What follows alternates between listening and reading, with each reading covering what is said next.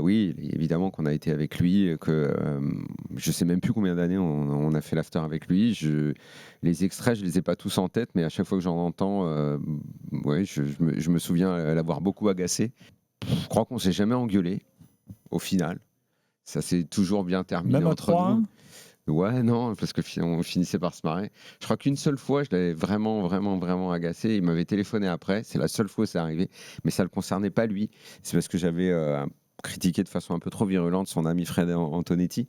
C'est la seule fois sur toutes les années, donc 20 ans que je l'ai connu, où il s'est vraiment un petit peu chauffé. Le reste, c'est que des bons souvenirs. Le reste, c'est que ce personnage dont on va parler maintenant, qui a marqué. C'était quelqu'un qui a transcendé les milieux sociaux. Il arrivait à RMC, n'importe quel stagiaire, il lui racontait toutes ses anecdotes et il se sentait important.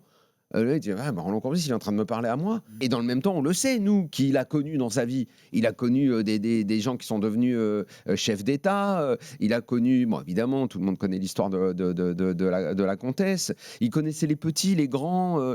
Dans tous les milieux, il était à l'aise. Et ce gars-là était épatant, quoi. Enfin, moi, j'ai souvent dit qu'à l'arrivée, c'est même pas tant sur le foot qui m'a le plus fasciné, c'est sur toute sa vie. C'est le roman de sa vie qui m'a fasciné.